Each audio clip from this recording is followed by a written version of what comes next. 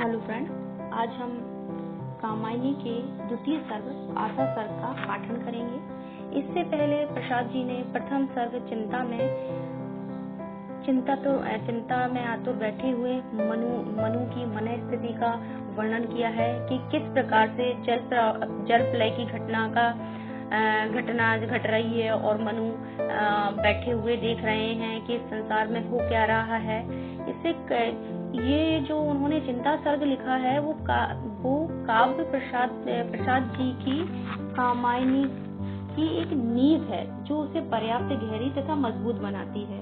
वहीं जो उनका द्वितीय आशा सर्ग है, आशा सर्ग जो है वो कामायनी की एक पृष्ठभूमि को तैयार करता है।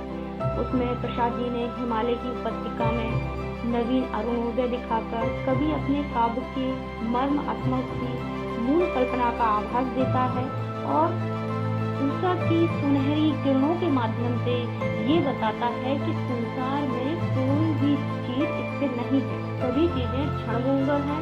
हम सर नीचा करके किसकी सत्ता को स्वीकार करते हैं, कौन है क्या है, इसके बारे में हमें कुछ पता नहीं है। जो कुछ भी है संसार में वो सिर्फ ये है कि व्यक्ति को किसी भी परिस्थितियों में अपनी आशाओं का दामन नहीं छोड़ना चाहिए। अगर व्यक्ति अपनी आशा छोड़ देता है तो वह मृत्यु को वरण कर लेता है। तो आशा सर्ग के माध्यम से उन्होंने मनु के मन में जीने की एक लालसा उत्पन्न की है और यह दिखाया है। मनु जब अगले दिन सुबह देखते हैं और उन्हें ऐसा लगता है कि जो पृथ्वी पूरी तरह से जल में डूबी हुई थी वो कहीं कहीं उभरी हुई मतलब सूखा वहाँ दिखाई देता है और वह एक हिमालय की एक गुफा में जाते हैं और वह सोचने लगते हैं कि जिस प्रकार से मैं यहाँ बचा हुआ हूँ हो सकता है शायद पृथ्वी पर और भी कोई बचा हुआ हो। और इस तरह से एक आशा उनके मन में एक आशा का संचार होता है। इसी के ऊपर पूरा यह आशा सर्ग है। डॉक्टर नंद दुलारे वाजपेयी ने अपने लेख कामायनी एक सर्वेक्षण में लिखा है, आत्म चेतना या चिंता के द्वितीय सर्ग में आई है। आशा विकासोन्मुखी वृत्ति है और वह सुखात्मक है। प्रमुख रूप से आशा ही मनुष्य को कार्य क्षेत्र में अग्रसर करती है। आशा या सुख की अभिलाषा न केवल मानव जीवन का प्रमुख लक्ष्य है, वह जीवन को प्रगति या प्रेरणा देने वाला मुख्य उपादान भी है। आशा मनुष्य को जीवन विकास की प्रेरणा देती है, परंतु जीवन विकास का वास्तविक आधार श्रद्धा है। आशा जीवन में प्रविष्ट कराती है और कर्म करने की प्रेरणा देती है। इस प्रकार से उन्होंने अपने आशा सर्ग में मनु को इस संसार में कर्म करने के लिए प्रेरित किया है। आइए हम आशा सर्ग का पाठन करते हैं। उषा सुनहले तीर बरसती जय लक्ष्मी सी उदित हुई, उधर पराजित काल रात्रि भी जल में अंतर्निहित हुई। वह विवर्ण मुख तृष्ट प्रकृति का आज लगा हंसने फिरते, वर्षा बीती हुआ सृष्टि में शरद विकास नए सिर से। नव कोमल आलोक बिखरता हिम संसति पर भर अनुराग, सित सरोज पर क्रीड़ा करता जैसे मधुवह पिंग पराग। धीरे धीरे हिम आच्छादन हटने लगा धरा से, जगी वनस्पतियां अलसाई मुख धोती शीतल जल से। नेत्र निमीलन करती मानो प्रकृति प्रबुद्ध लगी होने, जलधि लहरियों की अंगड़ाई बार बार जाती। सिंधु सेज पर धरा बधू अब तनिक संकुचित बैठी सी, प्रलय निशा की हलचल स्मृति में मान किए सी ऐठी सी।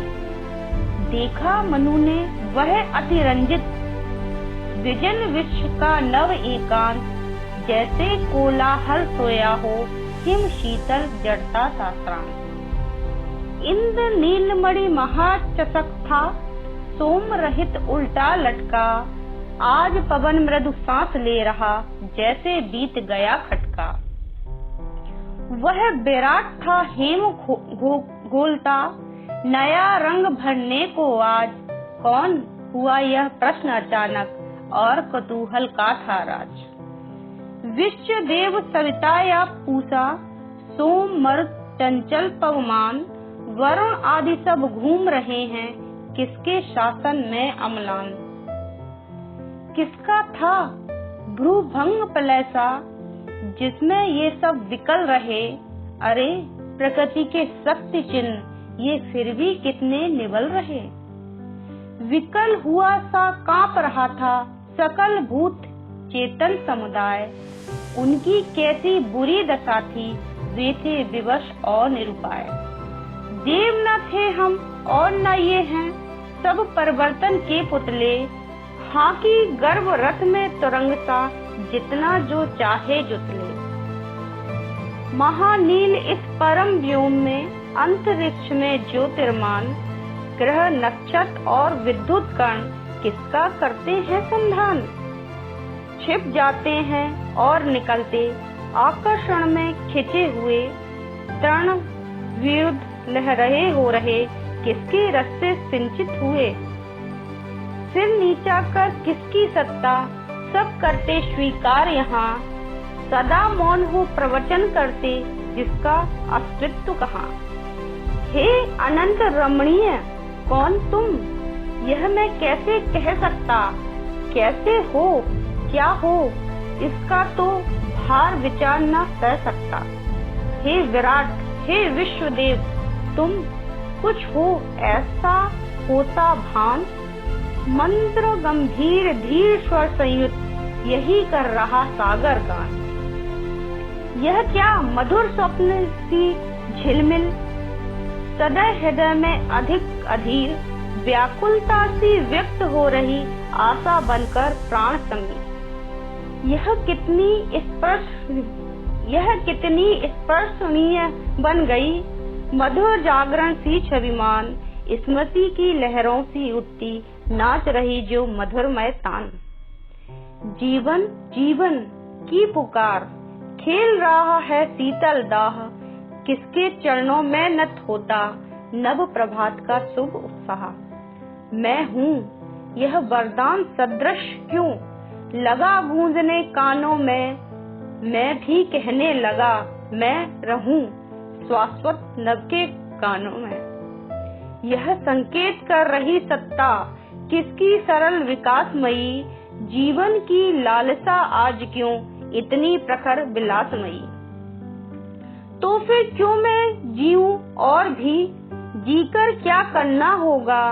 देव बता दो, अमर वेदना लेकर कब मरना होगा।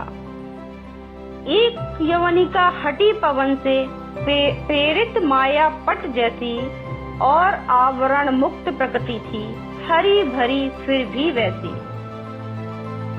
स्वर्णशालियों की कलमें थी, दूर दूर तक फैल रही।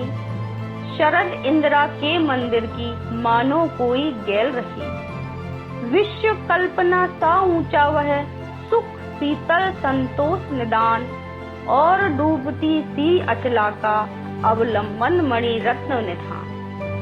अचल हिमालय का शोभनतम, लता कलित शुभ शान शरीर।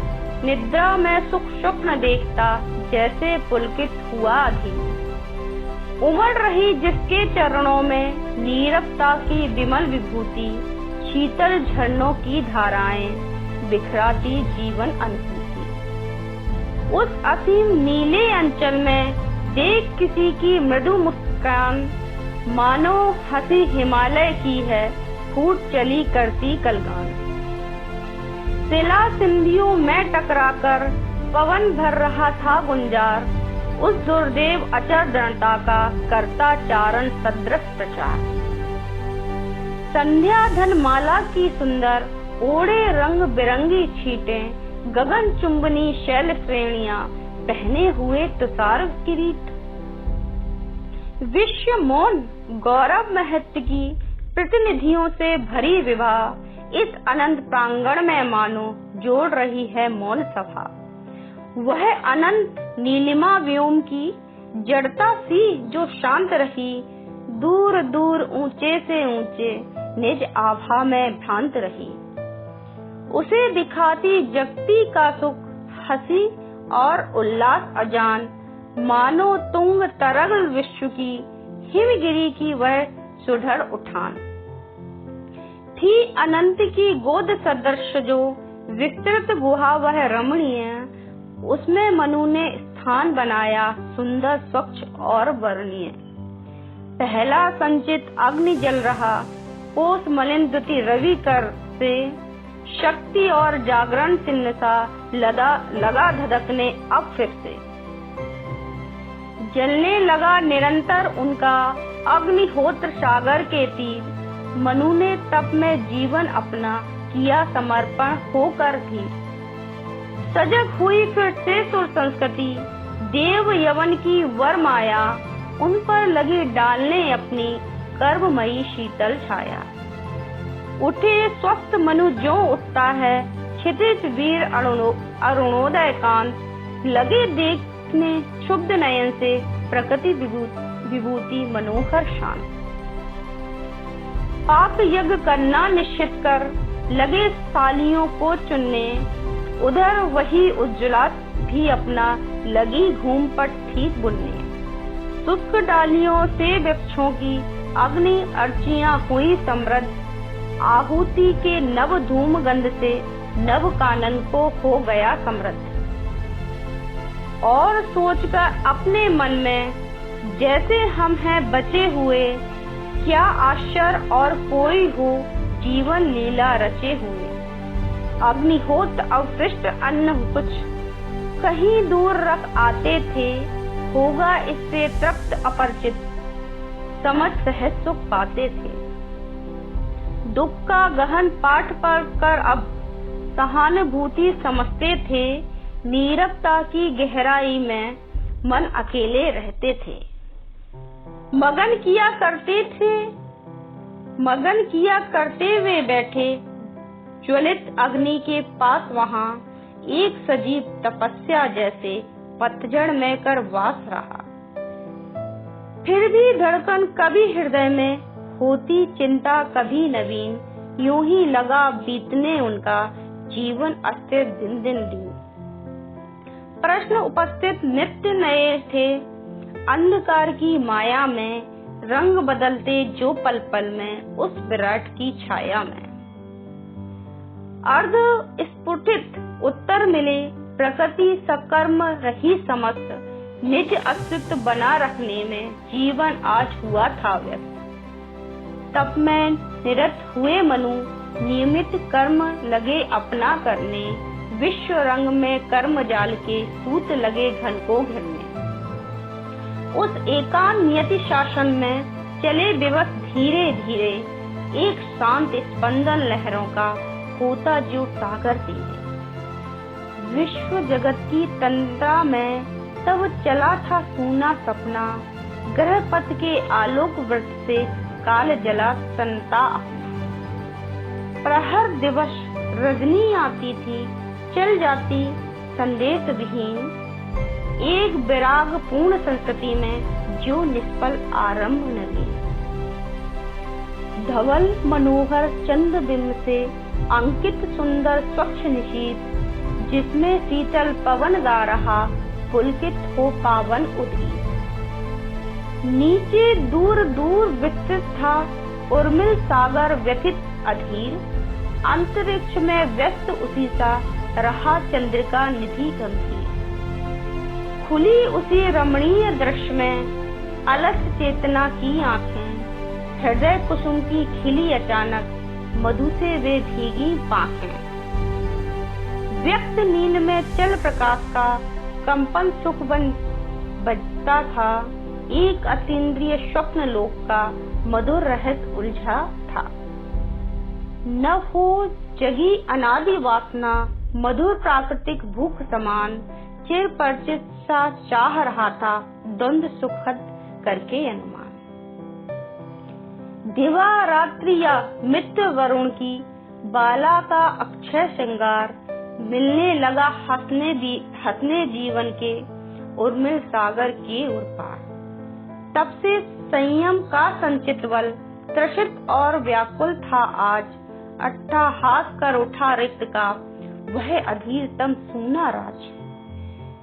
धीर समीर परस से पुलकित विकल हो चला शांत शरीर, आशा की उलझी अलकों से उठी लहर मधुगंध अधीर। मनु का मन था विकल हो उठा, संवेदन से खाकर चोट, संवेदन जीवन जगती को जो कटुता से देता खोट। आह कल्पना का सौंदर्य है जगत मधुर कितना होता, सुख सपनों का दल छाया में पुलकित हो जगता होता। संवेदन का और हृदय का यह संगत न हो सकता, फिर अभाव असफलताओं की गाथा कौन कहाँ बसता। कब तक और अकेले कह दो हे मेरे जीवन बोलो, किसे सुनाऊं कथा कहो मत, अपनी निधि ना व्यर्थ खोलो। तम के सुंदर तम रहस्य हे कांति किरण रंजित तारा, व्यतीत विश्व के स्वात्विक शीतल बिंदु भरे नव रस धारा। आज तप तापित जीवन सुख की शांतिमयी छाया के देश, हे अनंत की गणना देते तुम कितना मधुमय संदेश। आह शून्यते चुप होने में तू क्यों इतनी चतुर हुई, इंद्रजाल जननी रजनी तू क्यों अब इतनी मधुर हुई। जब कामना सिंधु तट आई, ले संध्या का तारा दीप, फाड़ सुनहरी साड़ी उसकी, तू हंसती क्यों अरी प्रदीप। इस अनंत काले शासन का वह जब उच्छलंग इतिहास, आंसू और तम घोल लिख रही, तू सहसा करती मृदुहास। विश्व कमल की मृदु मधुकरी रजनी तू किस कोने से आती, चूम चूम चल जाती, पड़ी हुई किस टोने से। किस दिगंत रेखा में इतनी संचित कर सिसकी सी सांसें, यूं समीर में हाँफ रही थी, चली जा रही किसके पास। विकल खिलखिलाती है क्यों तू, इतनी हसीना व्यर्थ बिखेर, तुहिन कणों फेनिल लहरों में मच जावेगी फिर अंधेर। घूंघट उठा देख मुस्कुराती, किसे ठिठकती सी आती, विजन गगन में किस धूल सी, किसको स्मृति पथ में लाती। रजत कुसुम के नव पराग सी, उड़ा न दे तू इतनी धूल, इस ज्योतिषना की अरी बावली, तू इसमें जावेगी भूल। पगली हाँ संभाल ले कैसे, छूट पड़ा तेरा आंचल, देख बिखरती है मणि राजाओं, अरी उठा बेसुध चंचल। फटा हुआ था नील वसन क्या, और यौवन की मतवाली, देख अकिंचित जगत लूटता, तेरी छवि भूली भाली। हे अतुल अनंत विभव में जाग पड़ा क्यों तीव्र विराग, या भूली सी खोज रही कुछ जीवन की छाती के दाग।